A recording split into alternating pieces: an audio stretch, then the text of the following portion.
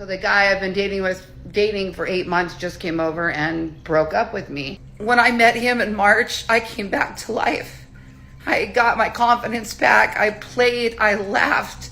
The hardest thing for me is that he just committed like 3 weeks ago and told me that he considers me his girlfriend and has told everybody else. And so what did I do? I put him right back on Facebook and paraded him in front of everybody. Like, here's my guy.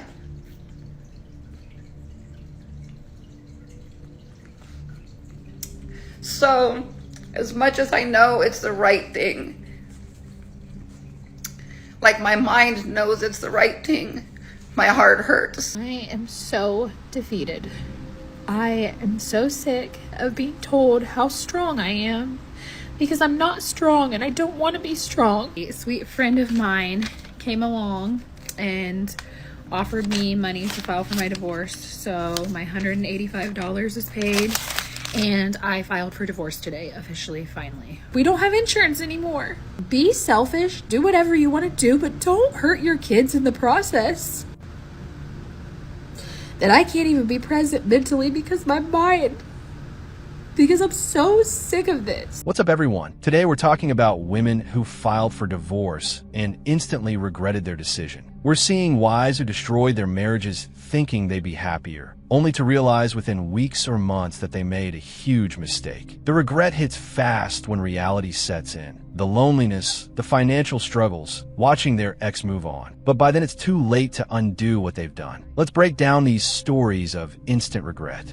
Let's get into it. Let's answer this question. Can I ask, how do you think it got to that point, if you don't mind answering? She's referring to the video I made where I talk about my husband of 25 years sitting me down and telling me at a Mexican restaurant that he was only in our marriage for our daughter, essentially saying he didn't love me anymore, which I therefore left and started over again with our daughter. So how did it get to that point? You know, it's very interesting that you ask this because I've been making videos about older women dating younger men. And it's funny because I think that age actually did hurt us in our marriage. I was 21 and he was 31 when we got together. I had a 2-month-old baby and he had a couple kids actually from a previous marriage. And I was still living with my parents. It was very much, even though neither one of us had anything, neither of us had any money. We didn't have literally anything. That part was very equal. He was still 10 years older and was very much the boss, controlled the finances, made all the decisions, when we were going to live together, when we were going to get married. He was the decision maker in all of those cases. And I didn't really have enough confidence to make my own decisions at that time.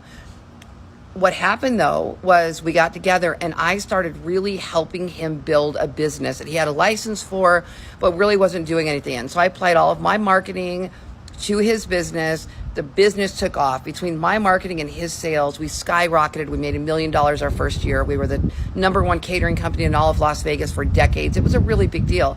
But what happened was, as that time went on, I started establishing myself. I started building my own confidence, my own identity. Eventually, we wound up getting into real estate, and I became a teacher, trainer, and started coaching and speaking on real estate and on marketing. And then that turned into me speaking about affiliate marketing and making 6 figures as an affiliate marketer.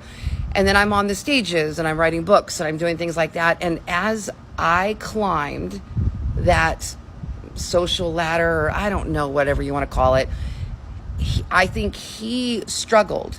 And I'll be really honest with you. He didn't change. He didn't change at all. I don't think in the entire 25 years he ever changed. He was the same guy he was when we met, and that was a problem. Because when you marry a 21-year-old girl that has not grown into the woman she's going to be yet, you're kind of asking for trouble unless you're going to grow with her. And you know, if one person grows and the other one stays in the same spot, then one is probably gonna go a different direction. And I'm not saying I was better than, I'm not saying anything to do with that. I'm saying we grew in different directions. I grew up in that marriage. I grew up. And then I didn't want to ask for allowance. I didn't want to ask for money. I didn't want him to make all the decisions anymore. I started standing up for myself and saying, this is what I want our life to look like. I didn't feel safe in a lot of the decisions he made. And it concerned me. And so I wanted to be more involved with the finances. I wanted to be more involved with our investments. And There was so much push and pull then because for so long he was just the boss. And, you know, a man's ego doesn't do so well when the woman becomes too strong. And I did become too alpha. I did become too bossy and domineering. I think I just a fear for losing everything, which I won't go into those details, but we had some issues in there. I didn't trust the situation. I'm like, I need to take over. I need to protect us and keep us safe. And that, what does that do? That makes me less feminine. It makes me less attractive. And I'm not saying it was his fault. I'm not saying it was my fault. I'm just saying when you start off with that much of an age gap, somebody's going to probably grow in a different direction than the other one. So that's just my honest answer. I am 52 years old today. This is 52.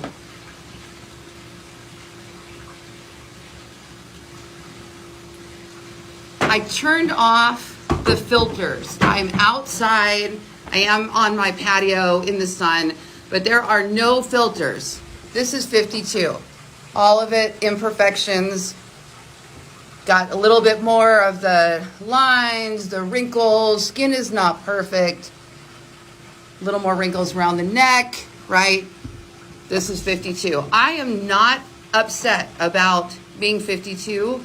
And I think that I'm in many ways younger, feeling, looking energy than I was 10 years ago, maybe even 20 years ago in some ways. And yes, I come on here on TikTok and talk about dating and I put on filters. You know those filters that give you like a little bit of an eyelash, or they soften these imperfections in our face. They give us a little bit of that glow, maybe hide some of the lines and wrinkles. I don't know. We all kind of do it just to soften things up. Today I thought, you know what, it is my birthday. I'm 52 years old. I'm just going to come on here, darn it, and be here. In reality, this is what it is. And 52 in the dating scene is hard. It is hard. We're constantly taking a look around and looking at the younger girls. But I'll tell you, the truth is, when I was in my 20s and dating, I was as insecure as I am in my 50s and dating. And in our 50s, we come to the table with a lot more experience, a lot more to offer somebody else. Yes, there's often more baggage that comes with that too. You know, even though I'm in a very free place in my life, my kids are grown, I don't need anybody else financially. I've got a nice, beautiful house that I built, not my ex-husband. I built it after the divorce. But I still feel like I have baggage too, because emotional triggers and whatnot that we have when we're in a new relationship. So nobody is free from that type of thing. But being 52 out there in the dating scene it's scary, it's messy, it's complicated, all of those things. But I don't really think it's probably that much different than what the younger people are going through. It's hard for anybody being out there. But anyway, I just thought I'd pop on here. It's my birthday, 52 years old, single, out there dating, having a good time, sharing with you guys all the stories, and let's just see where it goes from here. This woman divorced her husband of 25 years because she outgrew him, and now she's 52, single, admitting dating is hard, scary, messy, and complicated, while making filtered TikToks about her struggles. The regret is obvious. He didn't change in 25 years. He was consistent, stable, and helped you build $1 million business.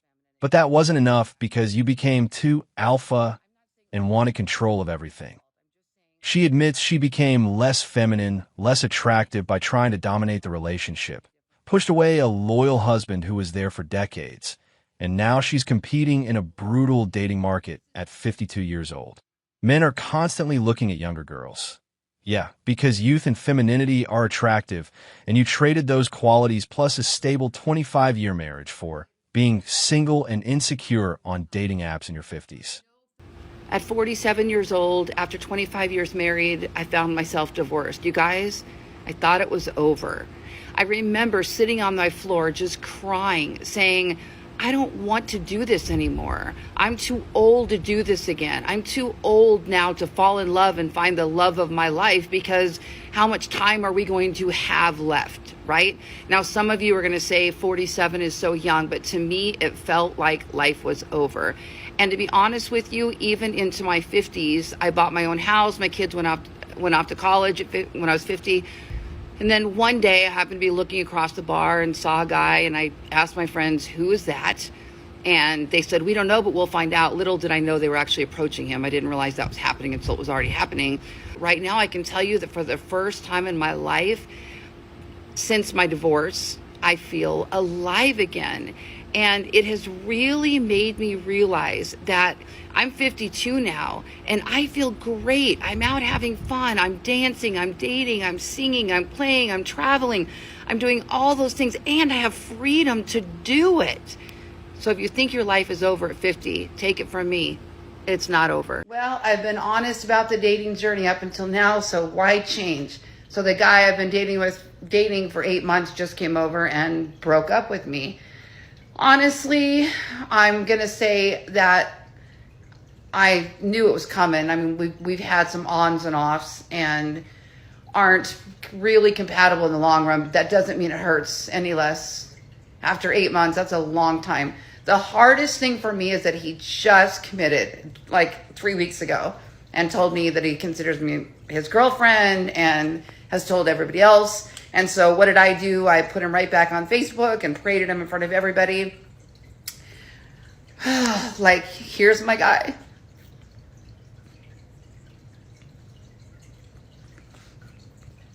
So as much as I know it's the right thing, like my mind knows it's the right thing, my heart hurts. And those of you that are in the dating scene, you know how this feels to think about. Well, but here's the thing. Here's what I'm going to say. I had the time of my life this year. And when I met him in March, I came back to life. I got my confidence back. I played, I laughed. I camped, I ate sushi. I did things I've never done before. I ran barefoot through the sprinklers and into the cold waters camping and peed behind a tree. All the things I swore I'd never do. I don't have any regrets at all. And now I feel like it's time for me to go play. I want to be single. I want to go play. I want to have fun. I probably want to date multiple people and find out who I really want after all that time. You know, I was married 25 years. So since I was 21 years old, I was married. I don't know really what I want in life, you know, as a partner. Maybe I don't even want a partner. Maybe I want to just go have fun, flirt around, date a little, you know, just have a good time. I don't have to. We're not required to settle down. And if something happens and the right person in the right frame of mind comes along, great. You know, this guy had kids, entanglements with an ex-wife, didn't want to make me public on Facebook. And I have had issues with that from day one. It's time to release it, let it go, let him go, let him move on. You know, it stings and I know I'm going to miss him, but that's what it's all about, right? This 52-year-old woman divorced her husband of 25 years, briefly felt alive with a rebound relationship, got dumped after 8 months, and is now coping by pretending she wants to play and date multiple people. The regret and desperation is painful to watch. I thought my life was over at 47 because it basically was in terms of dating market value. She threw away a 25-year marriage, and now she's discovering what being a middle-aged divorced woman actually looks like. She met one guy at a bar, dated him for 8 months, publicly claimed him on Facebook, and he dumped her. Now she's making videos crying about it while trying to spin it as, I want to be single and have fun anyway. That's not empowerment. That's cope. I ran barefoot through sprinklers and peed behind a tree. Girl, these aren't accomplishments. You're 52 acting like a teenager discovering freedom. But really you're just realizing what you gave up when you destroyed your stable marriage. So today is my 3-year wedding anniversary. And I can without a doubt say that this has been hands down the most depressing, miserable, horrible 3 years of my life. I have literally never been so depressed. I've never hated another person more than I hate the person that I married. While I run my ass off and I do everything for everybody in my life, like me, my kids, him, he goes to work and works enough. That's it. He works. Yeah, his job's hard. Yeah, his hours suck. But he works. That is all he does. I am in a different town because I had to take my kids to their football practice. And I asked him to watch our daughter. And you know what he did? He slept. He slept since he got home. What did I do? I did homework. I fed the kids. I took my son to speech. I went to the bank. I paid people to mow my yard because, he can't mow the yard anymore. I, like I said, made sure homework got done. I got them ready for football. I took them to football. I tried taking care of myself and went on a walk, but, when I started realizing I hadn't heard from him, I'm calling and calling and calling and begging for the bare minimum of him to watch our fucking daughter. Excuse my language. I'm just so upset. To watch our daughter, to cut up a watermelon, and to make dinner. I mean, that is absolutely bare minimum. That is not... That's not asking for much. And it's not even today. It's not even today. Oh, so then when he realizes that he's almost running out of time and we're going to be home soon, he's like, oh, I can't because I don't have this. So you know what a normal person would do? They'd be like, oh, I don't have that. Let me go get it. But guess what? He has 30 minutes until everybody's going to be home. So he's just like, I'm just not going to do anything. I'm just going to lay now because I waited so long and now I'm mad at myself. Now I'm just not going to do anything because F it. I am 30 years old and I'm literally begging for the bare minimum every single day.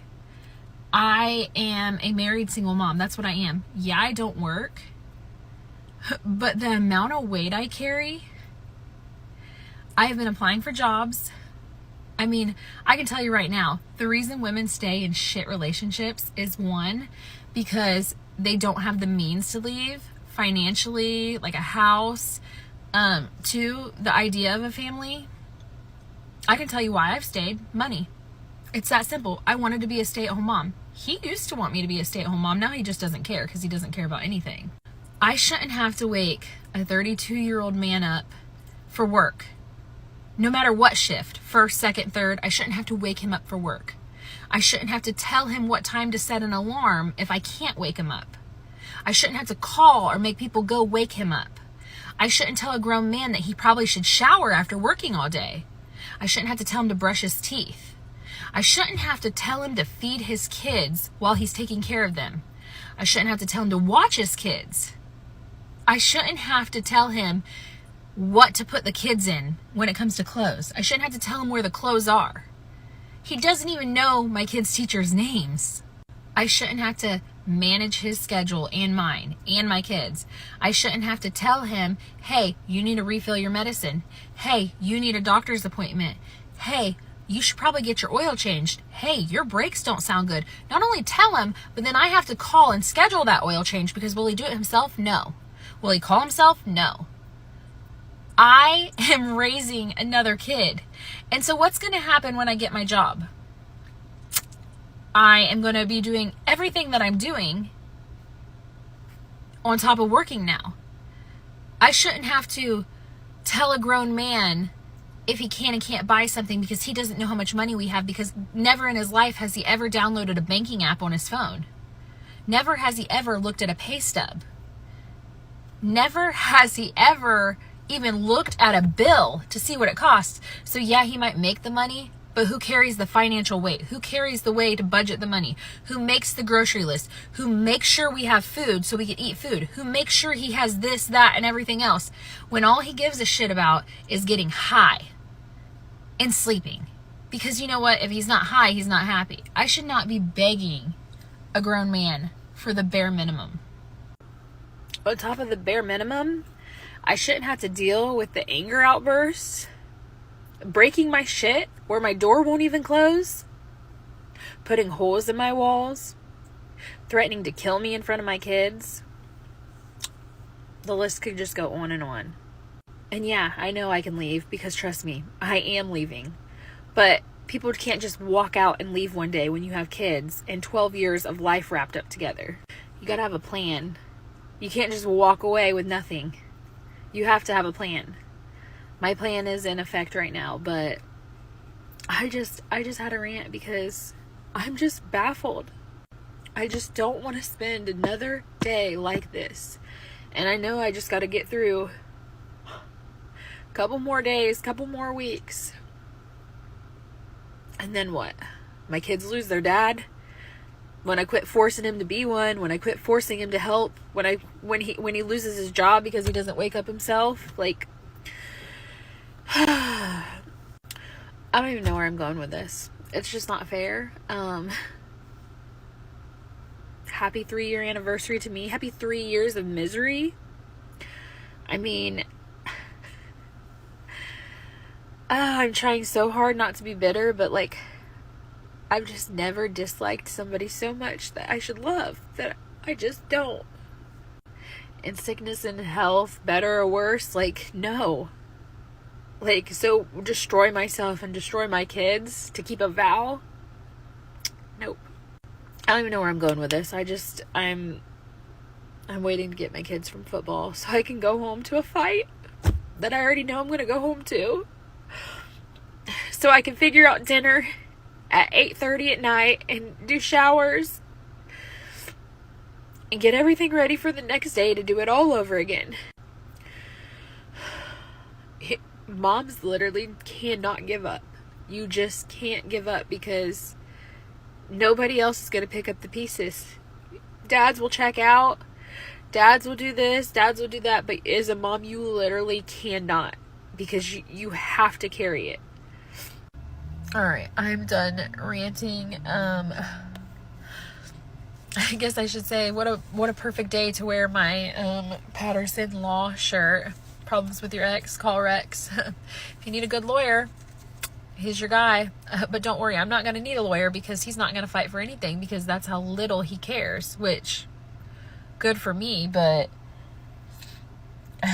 sad for my kids. This woman really sat down and recorded a whole autobiography about how miserable she is on her anniversary. Instead of fixing her situation years ago, she chose to stay and now acts shocked that nothing changed. She keeps saying she shouldn't have to do all these things for him, but she's the one still doing it. She's out here raising a man, waking him up, managing his life, making every excuse possible, and then wondering why he doesn't act like an adult. Because she treats him like a child. And then she says, I can't leave because I wanted to be a stay-at-home mom. So basically, she traded her peace for convenience. And now she's mad that the deal was terrible. Every sentence is, I shouldn't have to, but she continues to do exactly that and then gives a TED Talk about it. I'm just going to make a little update video because people have been asking. Ignore my stuffy voice. I have like some kind of cold going on, like a head cold. But my husband left the night that I posted that original video. I can't remember the timeline. He had stayed here twice. One night that I was here because it was just late, and then another night why I didn't stay here. Other than that, he's been gone. I think he was here like during the day once or twice while I wasn't here. He needs to get his stuff still. He hasn't did that. He last saw the kids, so today's Wednesday night. He saw the kids Monday evening. He had dinner with them. But since then, he hasn't. And he had yesterday off, and he didn't get a hold of him at all or anything like that. And our daughter didn't have school or anything like that. He said he needed a day for him, which whatever, like, I'm used to having him all the time anyways, so it doesn't really matter. But I'd say that my 4-year-old is taking things the hardest. She's really struggling. She's really, really upset. She's been very vocal about that she keeps asking, can we go there? Can we go there? And I'm like, no, we're not going there. And I'm like, when your dad is ready to come around, he will. She tried calling him twice yesterday, and he didn't answer her calls, and she left him a voicemail, and he never called back. He didn't text or ask her anything about him, which I don't expect that anyways. I don't know. I don't know what the expectations are for that kind of thing, because, like, if I'm, like, gone, like, out doing something, I'll text, like, 2 or 3 times. How are the kids? Are the kids good? Like, what's going on? Like, if they stay anywhere or they do anything like that. I text a lot, but I just think that's something normal I do. I don't know what's the normal, like, asking about the kids. My boys have phones, and he hasn't called or texted them either. Which I'm not really surprised.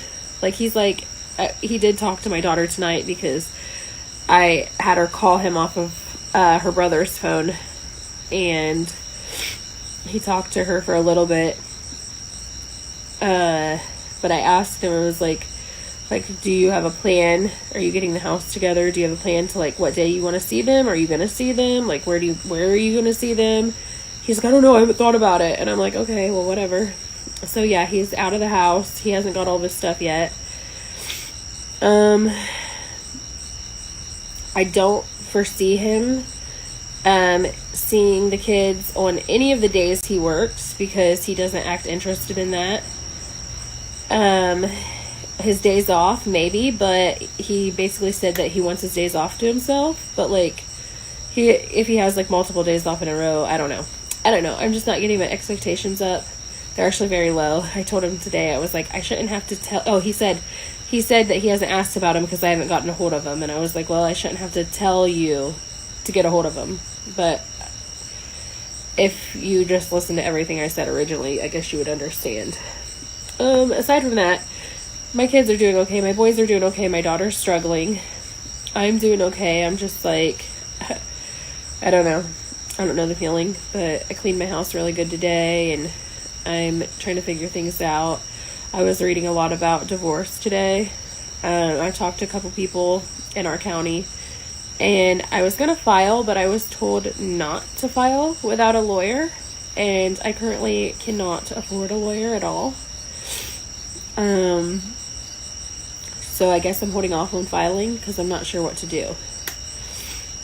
I'm not sure. I don't even know when I'll be able to afford a lawyer. I guess maybe after I start working, after a couple months of that, maybe saving some money, but I still have to pay for things still too. I don't know.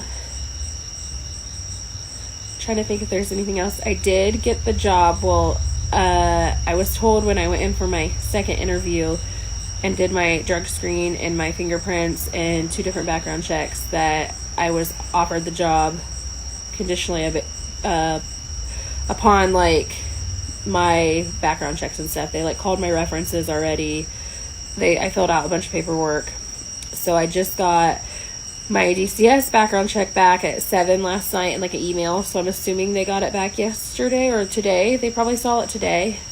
So I'm assuming they'll just call me at some point to start my training. I can't really think of anything else to update about. Job, kids. I don't know. It is his birthday this weekend. So the kids actually don't have school Friday or Monday. And I think his birthday is either Saturday or Sunday. I don't know. I can't remember the date. But I'm curious if he'll see them on his birthday or not. I don't really know. I'm not going to hold out hope. They are going to get babysat one day this weekend because I have plans. But yeah, they have school off. So that'd be a good opportunity, whether that was after work or before work, because it's second shift this week. Other than my daughter, like, asking a bunch of stuff, like, to go out there, she mainly wants to fish. That's what she likes to do with him. But obviously I know deep down she's, like, hurting other ways. But, like, my boys are good. Like, they haven't said anything because they're used to him not being here a lot. And they also just don't like fighting. So they're good with whatever. I'm rambling. I feel like I got this cold.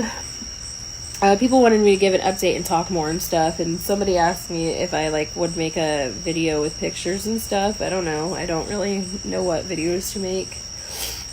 But all right, that's it. I wonder how many times I'm gonna get yelled at for either saying like, but, or touching my hair, because that seems to be the thing that everybody can't stand. But all right, have a good night. Bye. Okay, I had a mini breakdown this morning. I was losing my crap, but I was like, I can sit here and I can keep crying, or I can get up and do something. A sweet friend of mine came along and offered me money to file for my divorce. So my $185 is paid, and I filed for divorce today, officially, finally. I also have protection order paperwork that I can fill out. I just had a kid that was getting antsy while we were there, and we wanted lunch. So my divorce is filed and paid for. In 45 days, I can turn in the final packet if I can get his signature.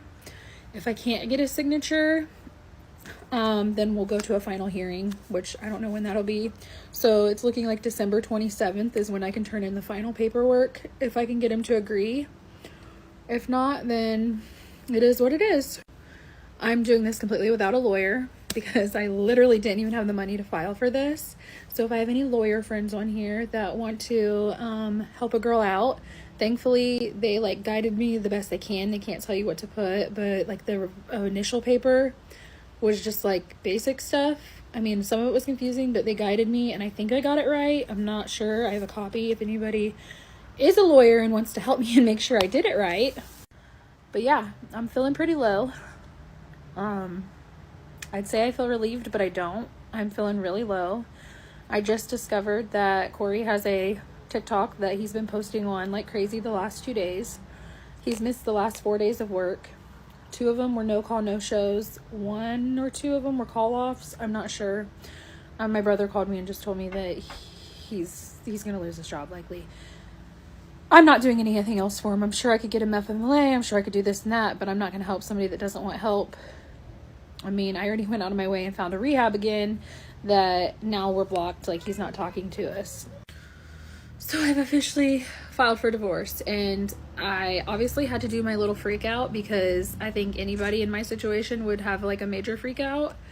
And I'm just sharing my life, so it is what it is. You get to see the good, the bad, the ugly, whatever.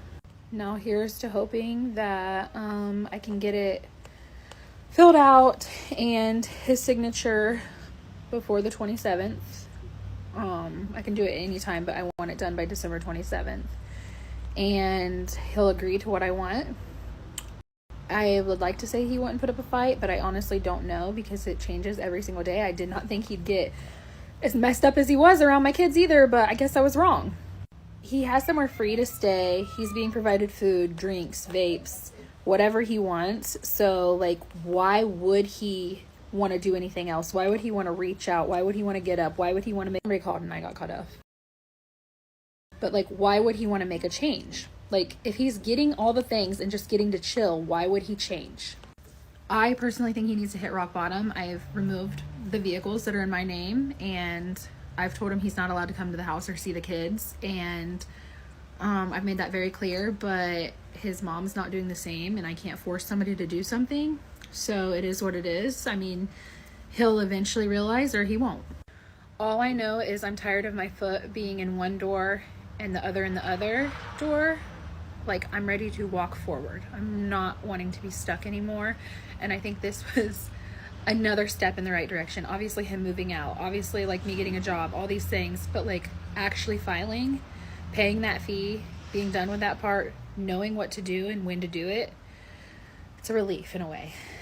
Obviously I'm gonna sit here and continue to worry about money and the holidays and the things like that, and then my kids' feelings and their emotions and the things they've been through, but like I don't think I'm gonna turn that off, but like I know worrying isn't gonna make any difference and I need to give it to God. But like, it's in my human nature to worry. I'm stressed, but like, I can't just sit here and cry about it. I gotta do something. I feel like a part of me is always gonna worry and care about him, but like when he shows little care about my kids and their needs and their childhood and just like anything like that, like how can I care about you if you don't care about my kids? Your kids. Like how? So sorry for the meltdown. I'm okay. I'm gonna be okay. I am strong. Even when I don't want to be strong, I'm strong. And I'm going to stay strong because I know my kids need me, and I know my kids are going to look back one day and think, my mom loved me. She did everything she could to fight for me. Or at least I hope that's what they think, because I love them so much. And I never wanted this life for them. I wanted so much more. I wanted this family. Like, I wanted normalcy. So I just can't wait for the day that I feel happy, so they continuously see a happy mom and a mom that loves them and would do anything for them. Even when I don't want to all the time. Alright, I'm not going to start crying. I'm going to have a good day. It's my day off. I'm going to enjoy my kids. I'm going to have a good day. I just took Rook out for lunch. We filed those papers, then we went and got some food at our local pie place. I got about an hour till I get the boys, and I have not been productive in any way today, so I'm going to go try to do something. Have a great day.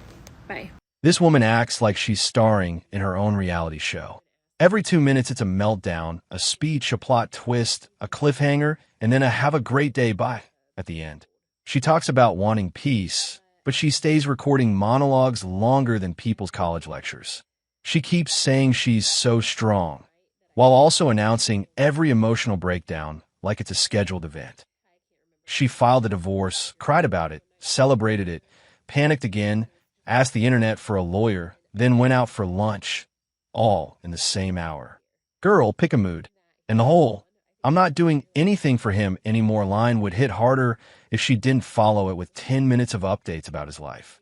She's tracking his TikToks, his missed shifts, his job status, his rehab attempts. She's basically his unpaid PR manager at this point. She keeps saying she's done. She's moving forward. She's ready to walk through one door. But somehow she's still standing there narrating both doors like a tour guide. Half her stress is real, but the other half is her choosing the drama and then acting shocked that it's stressful. I am so defeated. I am so sick of being told how strong I am, because I'm not strong and I don't want to be strong. Like, every choice I've continued to make to try to make my lives better has backfired on me. I haven't given an update in a while, so here it is. Corey's been moved out since August. I've been working full-time hours, mostly second shift, so every single person has been watching my kid. I let Corey watch the kids at my house, and I thought things were okay. Thursday he had him, and he had to drive him to sports in a different town, and I didn't get off till late, and I stayed with a friend, and I got home Friday morning about like 6:45 in the morning. I get my kids up at 7, and I noticed he was awake, and I'll just make a long story short, he was completely messed up. He couldn't walk, he couldn't talk, he was pouring sweat right in front of the kids. I asked him what was going on, what was he on, blah blah blah, and he kept saying nothing. He didn't feel good, so I said, okay, I'm calling an ambulance then. He eventually admits to me that he's super fucked up, and that he stole, not bought, with the money that he had that he was supposed to buy my kids food with. He used that for who knows what, but he stole 3 bottles of Delsum cough syrup from Walmart or wherever he stole it from. He extracted the DXM from it, and if you know anything about cough syrup and DXM, then you know what I'm talking about. He drank 3 bottles of it, and at 4 o'clock on Thursday, while he was watching my kids, while I don't get off work till 11 o'clock. And he did that, and he's a mess. My kids had to see him like that. He didn't feed them dinner. He didn't take care of them Thursday. He drove around with them while he was on that. He was trying to drive Friday morning. By the way, he wrecked his Jeep. He hit a deer. He hasn't did anything for insurance. I've been having to do all that, which has been a pain because he left the scene of the accident before he filed a police report. So that's just been a whole thing in itself. So I was letting him use my van, and I was using my mom's car, but I decided that day he wasn't driving my vehicle. If you're going to drive around messed up, you're not going to get my vehicle. You're not going to have my kids. If I continue let you watch my kids knowing what you're doing, then I'm just as bad as you, and I'm putting my kids in danger. So I made his mom, who hasn't been in our life in 4 years, come pick him up Friday. And I wanted her to see him like that because I'm so sick of getting put on that I'm just a bitch and that I'm the problem when I'm not the problem. He is the problem. He has a problem. He was supposed to work Saturday. He called in 2 hours late, so he got an AWOL, which is basically you get two and then you're fired. And then Saturday night, when he finally was like good and coming down from everything, because he was like hallucinating and told me he traveled across the earth and like just all this stupid stuff, he called me bawling, telling me he was at rock bottom and he wanted to go to rehab. I was like, I'm having a hard time being sympathetic because you put my kids in danger and because you made it so I can't even go to work. But I was like, yeah, I'll help you find a rehab. So I talked to him Monday morning and asked if he's at work. He says yes. He says his mom took him because, he doesn't have a vehicle at this point. And I'm asking him about rehabs and he's kind of just blowing me off. Don't hear from him Monday night. I have insurance questions. Don't hear anything. Tuesday, I asked him if he's at work. He says yes. Don't hear anything. No, he called in he called in Sunday and Monday. So today's Tuesday. So I asked his mom if she took him to work. She said no. I was like, okay, so did he go with somebody? I don't get response. It's crickets because she's an enabler and she wants to protect him from me getting angry. But I'm angry because I'm so sick of her buying him food and drinks and vapes and giving him weed. And like, she just saw how messed up he was around his kids. But whatever, that's a whole different subject. So I texted his boss today and he told me it's an HR issue now. And I talked to my brother who works with him and he's like, no, Corey hasn't been at work Saturday, Sunday, Monday, or today. He has 2 AWOLs now because he never called in. So I showed up to where he's at and he lost his shit on me, got violent, completely trashed like the house is. Who knows if he was messed up? He looked messed up to me. Just food and all kinds of stuff around him in the room he's in. And he's screaming at me and he was like, you don't have control over me anymore. This is me showing you don't have control. Listen, I don't want control. I have a life intertwined with you. If you want to get fired, that's fine. Call work. Say, okay, I'm fired. Perfect. File for unemployment. Let me cash out that 401k so I can take care of our kids. It's 1 month until Christmas. We have a life that we lived where we're living in 6 figures and I'm making a quarter of that. And I'm supposed to do everything without losing everything. I'm supposed to stay strong. I'm supposed to just keep going forward, which I've been trying, but like I have to untwine this life we have together. I want him off my insurance. I want him off my phone. I can't do any of this without him cooperating. And if he lost his job, then I got to go sit and apply for Medicaid for my kids. We don't have insurance anymore.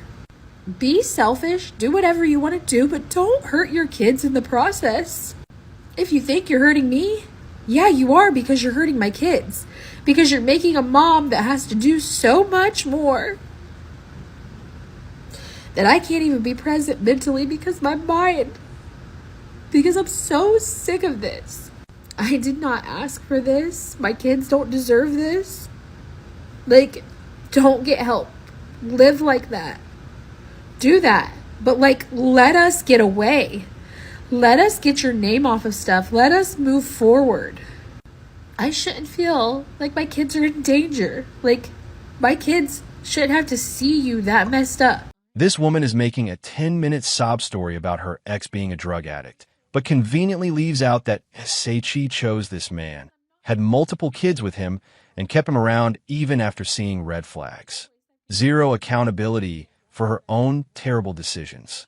Every choice I've made to make my life better has backfired. Yeah, because your choices are trash. You picked a drug addict loser to have kids with, let him watch those kids unsupervised knowing he had issues, and now you're shocked he's putting them in danger? You knew he was unreliable. You knew he had problems, but you kept letting him have access to your kids and your resources. I thought things were okay. No, you didn't. You were just hoping for the best while ignoring reality. Now you're crying about having to work and be a single mom when you created this situation by choosing this man and having kids with him. You're not a victim of circumstance. You're a victim of your own poor judgment. I don't want to be strong. Well, too bad, because you made choices that require you to be. You chose this life partner. You chose to have kids with him. You chose to stay connected to him. These are the consequences of ignoring every red flag that was probably there from the beginning.